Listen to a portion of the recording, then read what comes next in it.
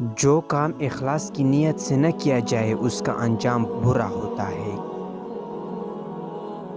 دل کی صفائی چاہتے ہو تو حسد کے آس پاس بھی مت بھٹکو۔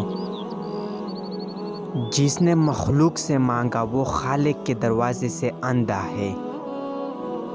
ہمیشہ ان لوگوں سے ڈرو جو اپنا معاملہ اللہ پر چھوڑ دینے والے ہو۔ جو آدمی ارادہ کر سکتا ہے اس کے لیے کچھ بھی ناممکن نہیں۔ ہر بندے کو صرف اپنے لیے نہیں بلکہ دوسروں کی مدد کے لیے پیدا کیا گیا ہے۔ زندگی کیا ہے؟ صرف وقت۔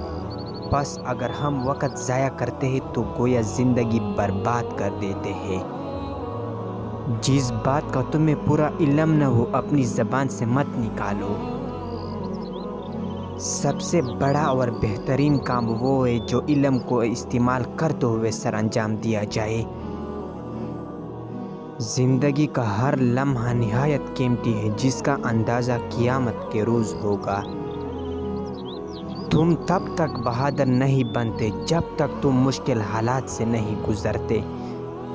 نرم الفاظ پر کچھ خرچ نہیں ہوتا لیکن ان کی قیمت بہت زیادہ ہوتی ہے۔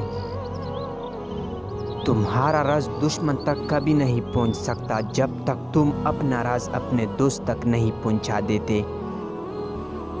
دوستی کے لیے خوبصورت چہرے ڈھونڈنے کی کوشش سے پرہیز کرو کیونکہ اکثر خوبصورت چہرے والے دل کے کالے ہوتے ہیں۔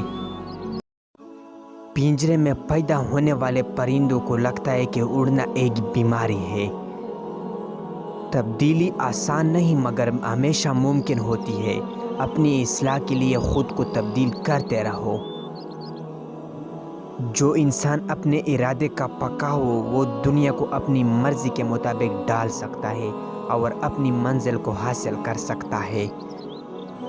3 چیزوں کو ہمیشہ چھپا کر رکھنا چاہیے: دولت، عورت اور جائیداد۔